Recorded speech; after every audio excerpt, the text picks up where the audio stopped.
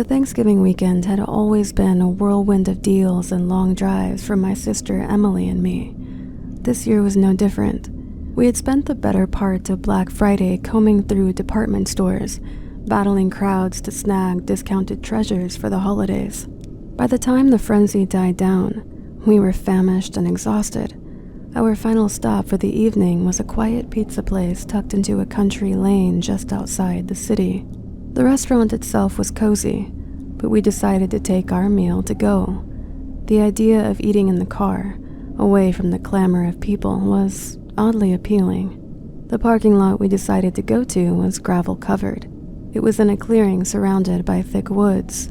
There were no streetlights there, just the faint glow of the moon overhead. As we parked at the far end of the lot, I couldn't shake that eerie feeling of us being up against the dark trees. Emily laughed it off, but I noticed she locked her door a little quicker than usual. The aroma from the pizza filled the car, and for a good bit, all the holiday stress melted away. We talked, shared a few laughs, and enjoyed the warmth of the car as we got into our pizza. When we finished up, I leaned back in the driver's seat and stared out into the silhouette of the forest. The headlights were still off, and the pitch-black woods felt like they were pressing in just a little bit more.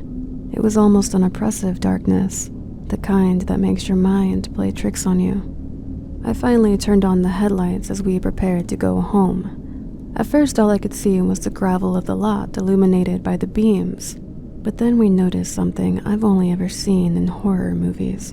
There was a man slowly army crawling in our direction, almost like a predator stalking its prey. He was moving with a slow, deliberate pace, right toward the car. He only seemed to hesitate after our lights came on. My blood turned to ice. I truly believe he thought he was still hidden, which is why he stopped. I gripped the steering wheel as though I thought it would help. It was Emily's gasp beside me that made me snap back into the moment.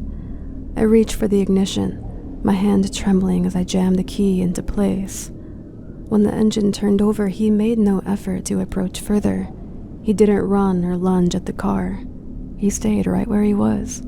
It was almost like the sheer calmness about him was more unsettling than if he actually did try to attack. Without a second thought, I threw the car into the reverse, the tires kicking up gravel as I maneuvered out of the lot. My hands were still shaking so bad that I could barely keep control of the wheel. We didn't stop until we were back in town. We had parked under the fluorescent glow of a gas station. Even the normalcy of the setting didn't seem to calm my nerves. I couldn't even begin to tell you what he was doing, or what his plan may have been. I'm just glad we got out of there.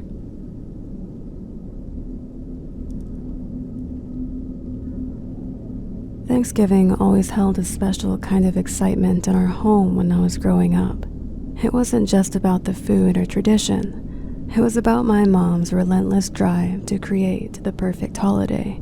She would spend days cleaning, decorating, and planning the menu. It was always so comforting. The house would smell like cinnamon and sage, and the glow of candles and string lights. It made it feel like something right out of a Hallmark movie. But the year I turned 16, all that charm dissolved into chaos because of one guest, Larry. Larry wasn't family. He was my dad's coworker and a man we barely knew.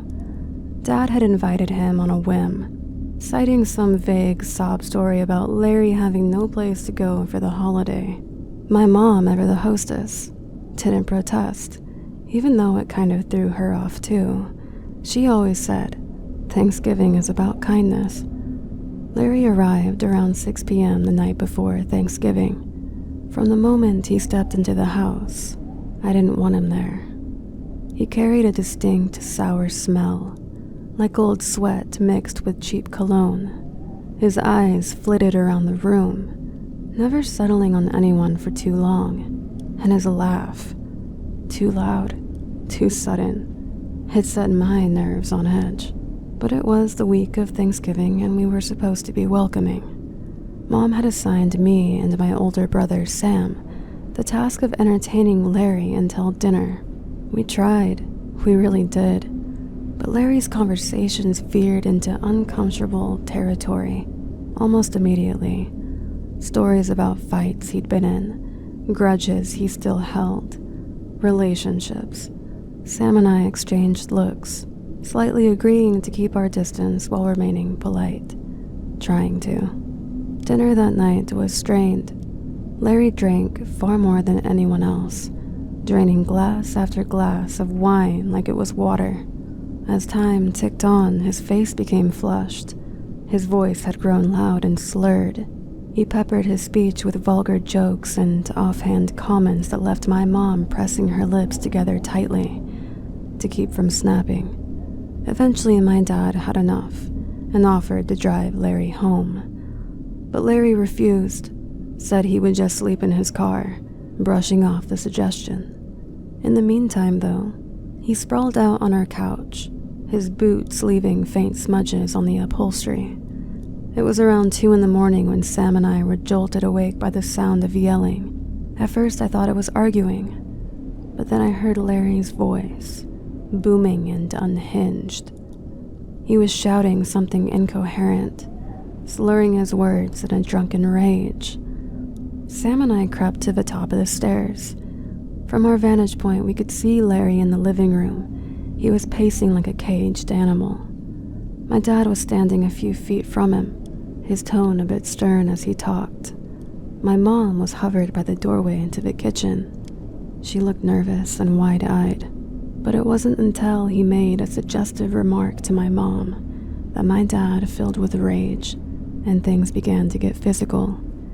He had shoved Larry back, trying to get him out the door, and in all the commotion, Larry pulled out a gun. We stayed frozen on the stairs, terrified that one wrong move could set Larry off.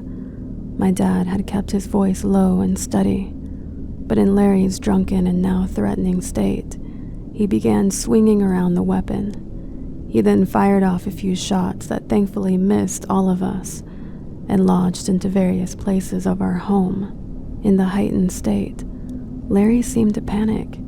He dropped the gun and bolted out the front door, soon disappearing into the night. It took a long time for the adrenaline to wear off. The police arrived, took statements, and confiscated Larry's weapon. Eventually, the house fell silent again. Thanksgiving Day was a blur. After having such an awful night, none of us felt like celebrating, but we went through the motions anyway. Sam and I helped clean up the living room, scrubbing away the dirt smudges from Larry's boots and vacuuming the shards of glass that had been broken the night before. But as we worked, I couldn't shake thinking about the possibility of one of us getting seriously hurt or even killed. It's been almost a decade since that Thanksgiving, but I still think about it every year when the holidays roll around. I've had my fair share of some rough Thanksgivings since then. Burnt dishes, family arguments, even a power outage one year. But nothing compares to those events of that night. It wasn't until years later that we learned Larry had been arrested for domestic violence. We had no idea who this guy really was, but his unfortunate actions soon caught up with him. The same ones we experienced that night. I hate to say that Thanksgiving takes on a different feel at times. The scent of roasted turkey, the flicker of candlelight, the sound of family laughter. It all carries a sort of undercurrent. Some memories fade over time. This one never will.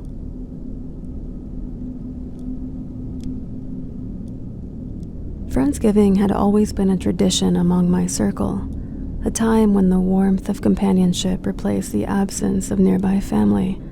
This year, our gathering swelled to include a few new faces, including someone who we'll call Trevor, a mutual friend who had recently endured a devastating breakup.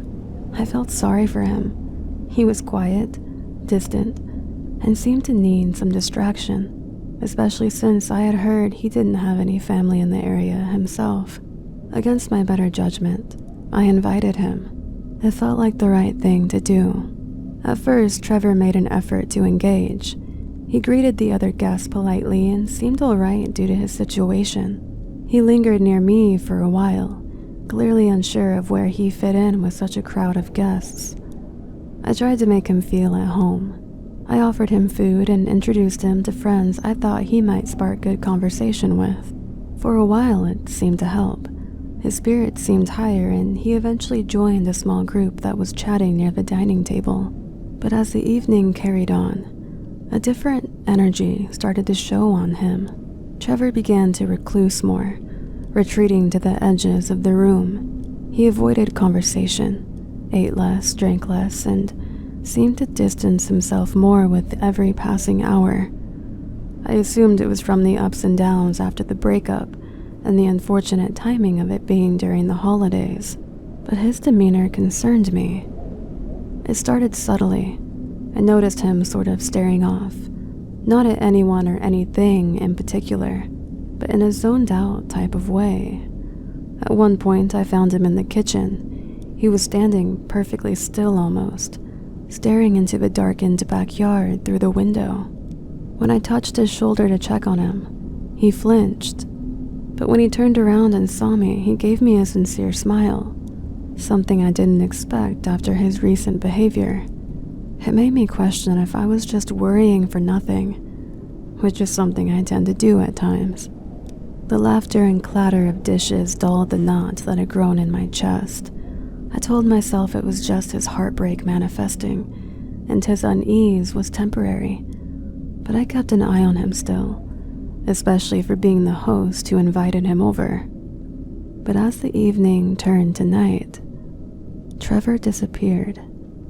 At first I assumed he had stepped outside for air or retreated to a quiet corner of the house. But when I didn't see him anywhere, I got a weird prickle on my skin. I checked the backyard, the kitchen, even the basement. Nothing. I began asking others if they had seen him. Shrugs and concerned glances were all I got in return. Finally, I ventured upstairs. I had kept it shut off to my company, so everything up there was dark, and all the doors had been kept closed, except for one that I noticed was now ajar. My pulse quickened as I flipped on a light to make my way to it. As I pushed it open, my heart sank. Trevor was slumped on the floor, his back against the bathtub, a bottle of pills next to him. I noticed the medicine cabinet was open, and I instantly knew it was my prescription bottle of oxycodone he had gotten a hold of. The sight of it in his hands, knowing what he had done, sent a sharp pang of dread through me. His face was pale, his breathing shallow, and his head lolled against the tiles as though the weight of consciousness was too much to bear. Time splintered as I scrambled to call for help, my fingers fumbling over my phone. I tried to keep him conscious, though he barely responded, his eyes half-lidded and distant. His body was heavy with surrender. I didn't even know how long he'd been in that state, and I had no experience or much knowledge of what to do in the meantime. Thankfully, the paramedics arrived quickly. I could see his trembling fingers slowly stop as they worked over him. The room, once filled with the warmth and noise of friends, was now chillingly silent, save for the sounds of Trevor being lifted onto the stretcher.